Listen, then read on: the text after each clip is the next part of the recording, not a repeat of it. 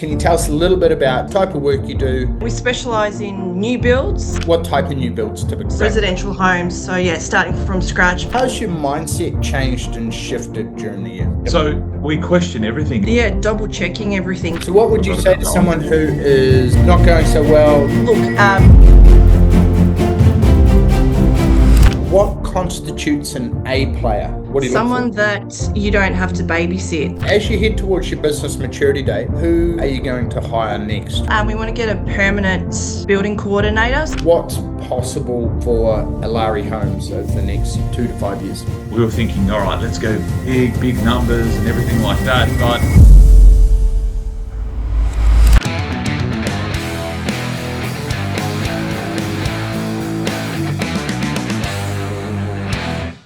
All right, welcome to the Builder's Ladder, brought to you by myself, Marti, founder of The Professional Builder, and today we're with Damian and Katryna.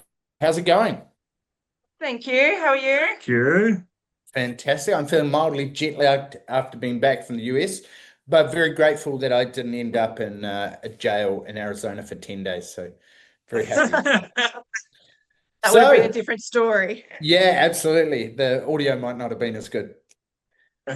So I love to start these by getting to know you and your company better. Can you tell us a little bit about where you're based, type of work you do, and who's on your team? She always nods and goes, you start. Okay, so we're based in Tullamarine in Melbourne, Victoria. Mm-hmm. And we've been around for about 2 years. Obviously, been in the construction industry for a long time, but yeah, Ellari Homes has been around for 2 years. Right now, we've got one full-time construction manager and part-time administration or building coordinator. Yeah, and we specialise in new builds, Mm-hmm. takeovers as well. What type of new builds typically? So residential homes. So yeah, starting from scratch. But we actually started the company doing takeovers.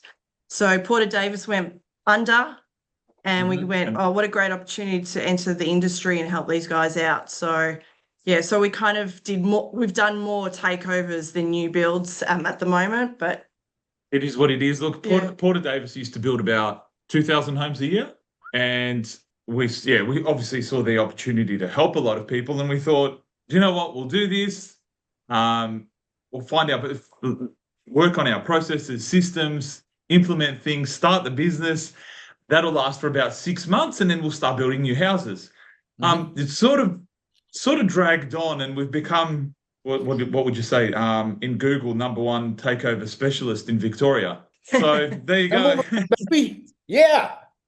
Well, we found a niche. We found a niche, and it's funny because Damien just said, we thought it'd last only a few months, but it's gone for 2 years. Yeah, we just handed over. Oh no, we're still doing house now. That's still a takeover. So people are still approaching. Tell me more.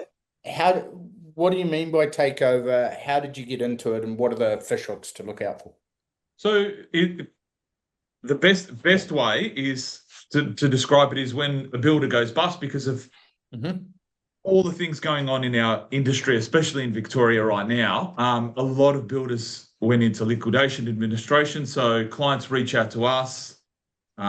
This is where it's good when we get directions from TPB on how to be the preferred builder, how to differentiate yourself from others, how to be professional, how to do the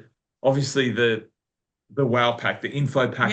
How to win them over. So was really important to us.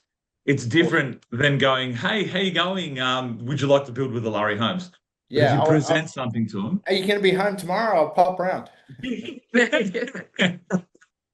So they come in to see us, and obviously we've got a system and a process now. We give them a free estimate, which is give or take 10%, and if they want to continue on, it's a prelim in the next stages. So and we charge them for that prelim. So that was one thing that we weren't doing at the start. And thanks to TPB, they said, no, well, you're spending all this time, and tell them how to do it. So absolutely. You're the leader. Why. Yeah, and why. So look, and we invest the time in doing these quotes, we get the best prices for them as well. It's not an estimate and then later, surprises. Oh, sorry, we've got to charge you extra for this and this and this. You spend that money up front and we go through it in detail. So are you doing charge up, cost plus, or fixed price contracts? But now it's all fixed price contracts with obviously provisional sums and things put in there that can vary. But it's good. Like, let's say I've got a client coming in. Sorry, what day is it today? Thursday. It's in my calendar. I think it's tomorrow. Thursday, all day. Yeah. And it'll be good to find out if he's actually interested in us or not. So showing him the process, not wasting too much time on it. That's what we've learned from you guys as well. So we weed out the clients that are just fishing around. Absolutely. Time is valuable. What have you implemented so far, and what's been most valuable to you? I think processes. Like, at the start we were just kind of like doing things, all over the place and just trying to get by and going, okay, doing things on the fly. But we've learnt to kind of step back, record processes, SOPs, and we're starting to get better and better at that. A good process, like sales process as well. What to say at the start, what to say at the end, how to close deals. The big thing for us as well through TPB have been the info packs and the quote proposals. So don't just send them, an email saying this is how much it's going to cost. Kind of present it in a nice way, saying this is what you're getting, this is the cost. Pictures. Yeah, some nice pictures as well. Get them involved. And why you should choose us. And, how different is the journey going to be with us? I still remember the first meeting that we had with Owen, I think it was. Yeah. So we've got other directors in the company, Andrew and Tom, who own a big, they own Schnitz anyway. And it was funny because we were all about, all right, let's go. We'll get TPB on board and we'll work together and get sales. And we were thinking about putting a sales guy in within a week or two. We were talking to a few salespeople that I knew. And Owen goes, no, hang on. You've got to get your systems and processes right. So administration is probably number one. And we're like, hang on. So just having that. Yeah. Otherwise you're throwing them into chaos, right? Yeah. Correct. Yeah. So having that the support ready. and the guidance is really important. Yep. Awesome. I love it. And how's your mindset changed and shifted during the year? How do you mean? So have you become a better leader? Have you become tougher on people? Have you been more numbers driven? Do you have more confidence and clarity? Are you taking more action? Yeah. Well, you can go after this. So obviously it's drummed into our heads, markup, margin, chase margins, not jobs. So we question everything. If something comes in, if a quote comes in a little bit high, I have to question it. If an invoice comes in high, it's not the end of the world if it comes in a little bit higher, but let's learn why and fix it up. So thanks. It's drummed in. Yeah, double checking everything. So, we'll do that together. We've put in so many hours. I mean, we still do, but learning to kind of try and step away, delegate more as well. So I think that's really important because we really need to work on the business, not in the business. And, for the last 2 years, we've been in the business too much. So having that, different mindset now is like, we've grown the business, implemented processes and things. Let's get the right people on board, delegate, and then we can actually focus on the business and growing it and, tightening up the margins, the costs and, just processes as well. So. Absolutely. So as you head towards your business maturity date, who are you going to hire next? What's the next role? So the next role, we want to get a permanent building coordinator, so in administration to help with a lot of the pre-site stuff and then the on-site stuff to support our construction manager. And then the next big one will be to get another construction supervisor because we're hoping to have our insurance cap lifted. Mm-hmm. We get What's it at the moment? 4 mil. Okay. So we're hoping for, best case scenario to double that. We'll find out probably in the next 4 weeks. Yeah. But once that cap's lifted, we really need to push sales and marketing. And once we start getting all these jobs in, we really need that extra supervisor. So that's our next 2 big hires. And that should get us through, at least the next 6 months and help us concentrate on the business a bit more as well. Awesome. And how do you decide what you're going to focus on? Like, do you block out time during the week? Do you look at your numbers and figure out where the number one constraint is? Are you guided by your coaches, like D, all of the above? How do you zero in on what you should focus on? A bit of everything. And the good thing about being at the summit a few weeks ago with TPV, we found out that we're still working in the business too much. So what do we need to do? We need to obviously work on the systems, get the sales to now just step back and employ the right people in here. We're working on it. So with our coach Matt, so we catch up with him every few weeks, which is really good because he is. He's amazing. And we get to kind of that time with him, we get to stop and think about what's really important, where we want to be in the next, say, 6 to 12 months. And then like, okay, how are we getting there? So it's a good kind of, every time we catch up, it's a good reset and a good reminder of what's important and how we're going to get there. We have weekly team meetings as well. So we talk with our team. And just throw ideas around. We assess the numbers as well, and even from the summit, we found out that we don't check our numbers often enough. We thought we did. So we thought we did. We thought we did, but we've got to do it every day. We just hold the suppliers accountable. Because we've got purchase orders and an outsourced estimating system, but nothing's perfect. You just have to question everyone. That's what we learned. So with hiring these new people, what constitutes an A player in your mind for your business? In terms of team? Mm-hmm.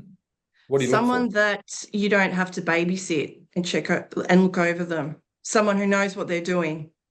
Yep. Constantly. And it's got to be a good cultural fit. So our construction manager, he's like a reflection of us. Yeah. So when I hear him speak on the phone, I know that he's talking to the clients with respect. He's checking everyone really well on site. So we've got those systems down pat. And they share the same values. I think that's really important.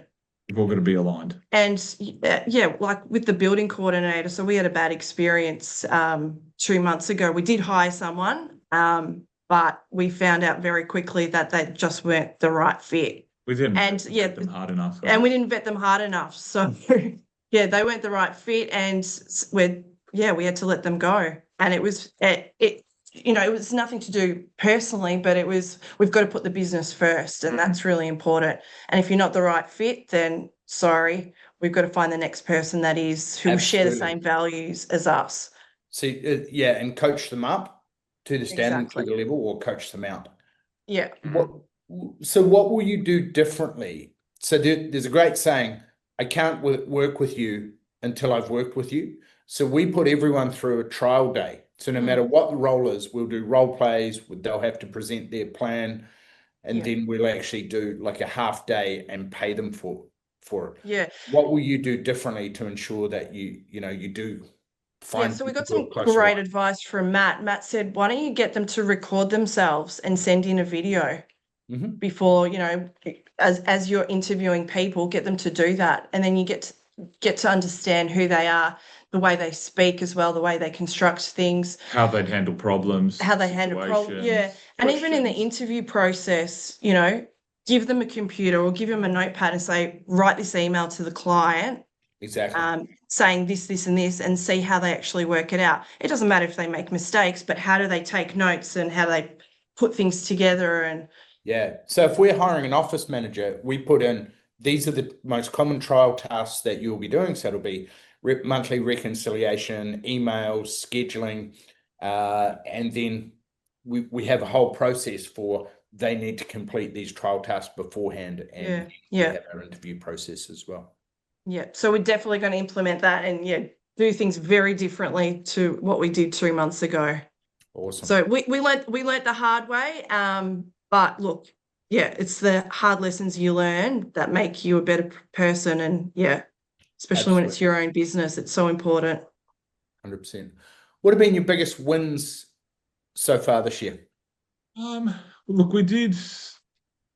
That's probably. I'll say it was probably those 8 big takeover jobs, all from one builder, and it was so good to see. Do you know what? It makes it so much better when you're obviously helping someone build their dream, but to complete it and turn them around from being so distraught, their builder's gone bust, they don't know what to do.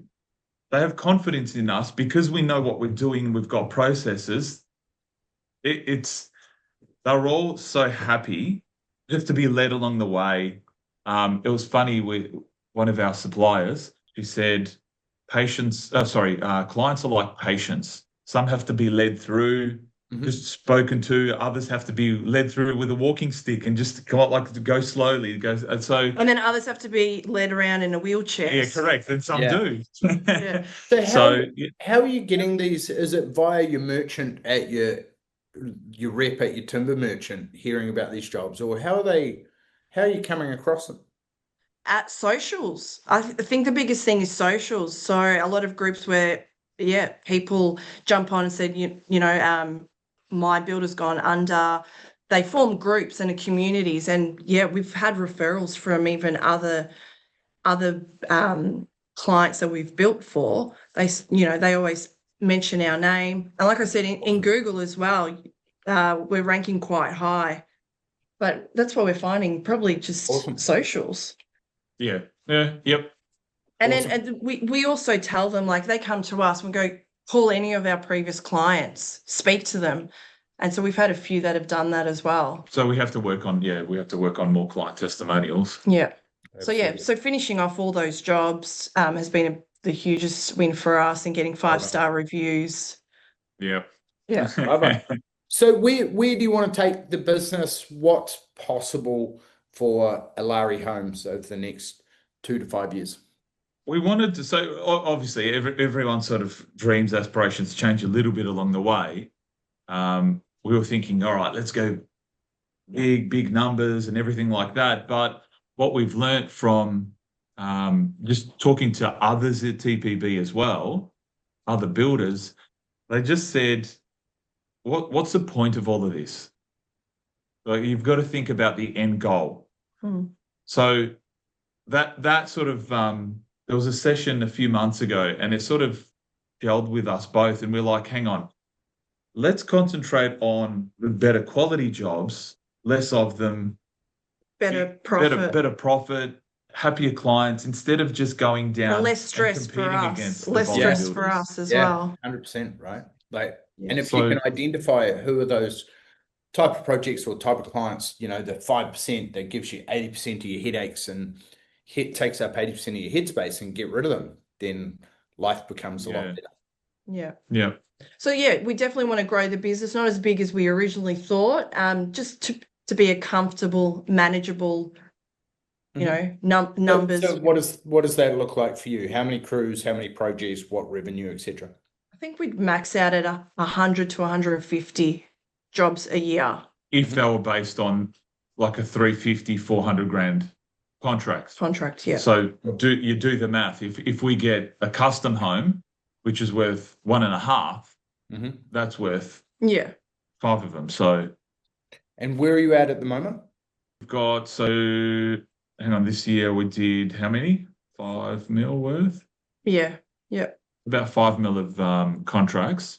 Sure. And shapes out at about 30 mil, if my public math is about right? No. So what do you mean? What do you mean? Where we want to get to? The 120. Well, so I remember one of the directors always said he'd love to get to 16 mil and then reassess. Yes. So double each year. It's always good to reflect where you're at, and obviously celebrate the wins, like we always say. but just and reassess. Do we need to go that further? Do we need to go further, employ more people, or are we comfortable being at where we are now? Yeah, more people, more 100%, problems. that's So right. It's always like, what am I building? Why am I building it? The worst thing is to lean your ladder against the wrong wall and build yourself a prison. Yeah, exactly. Think where you have a look at your business maturity date and you go, cool, what role do I want to get out of next? Where is my genius? What do I enjoy doing the most that has a big impact on the business that I'm naturally great at? How can I do more of that and feel more fulfilled and have a greater impact? yeah, definitely. Love it.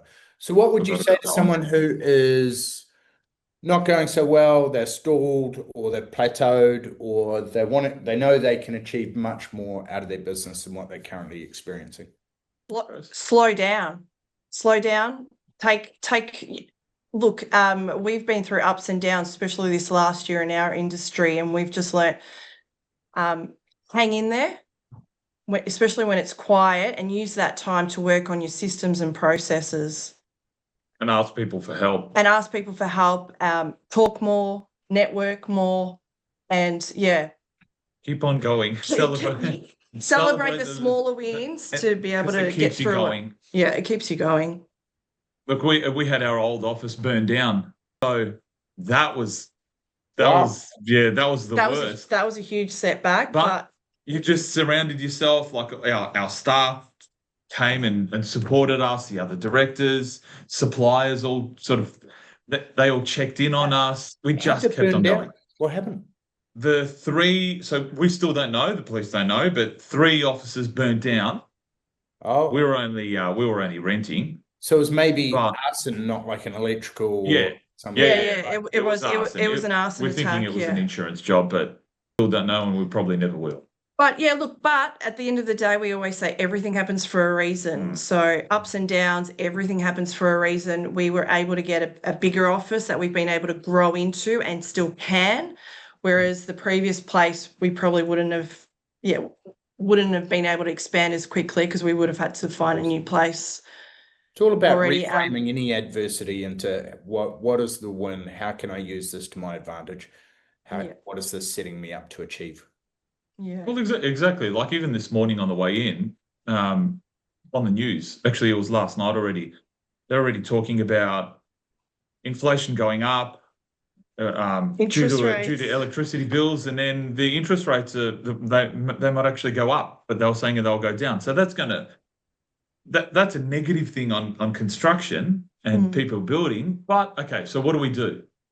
Keep on going. Let's pivot a little bit. Find out what's working. Absolutely. Thank you very much for your time today. I greatly appreciate both of you. It's awesome seeing great people be in momentum and do great things. Thank you. Thanks so much, Marty, and the support. Yeah, exactly. No, thanks to everyone, and it was so great to actually meet everyone in person. It makes a difference. I wish we could do it more often. Yeah, 100%. Well, that's what we are doing. We've got something like 108 events planned over the next 5 summits, seminars in every city, and amazing. I love getting out there and meeting people who are in momentum, and appreciate you.